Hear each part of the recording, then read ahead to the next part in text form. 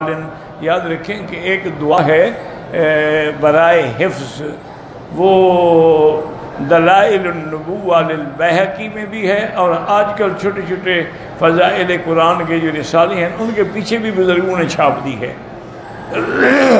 وہ دعا ایسی ہے ماشاءاللہ جو حضور نے حضرت علی کو سکھلائی تھی رضی اللہ عنہ، اور فرمایا تھا کہ ایک جمعرات، دو جمعراتیں، حتیٰ کہ آخر حد 7 جمعراتیں ہیں، تو ہم اس پر عمل کر لو تو پھر زندگی میں کبھی کوئی چیز نہیں بھولو گے۔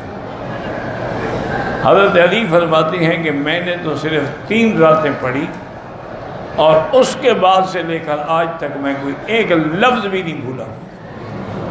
تو وہ جو لوگ قرآن پڑھ رہے ہیں، حفظ کر رہے ہیں، یاد کر رہے ہیں، یا جو طالب العلم ہیں، حدیثیں پڑھنے والے، دین پڑھنے والے، ان کو چاہیے کہ وہ دعا جو ہے کتاب لے لیں، ایسے تو یاد کرنا مشکل ہو جائے گا۔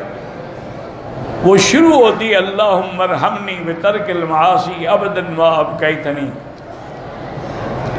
وارزقنی حسن النظر فیما یرضیک عنی اللہم بدیع السماوات والارض یا ذا الجلال والاکرام۔ اس سے پہلے 4 رکعت نماز پڑھنی ہے، ہر رکعت میں ایک سورت پڑھنی ہے، پھر یہ دعا مانگنی ہے۔ 1 جمعرات، 2 جمعراتیں، آخری حد 7 جمعراتیں ہیں۔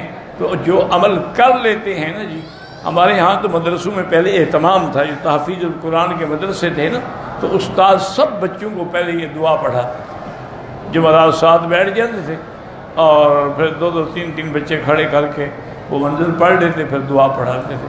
اس کا فائدہ یہ ہوتا تھا کہ وہ بچے جب حافظ بنے تو پھر الحمدللہ ان کو کبھی کچھ نہیں بھولا۔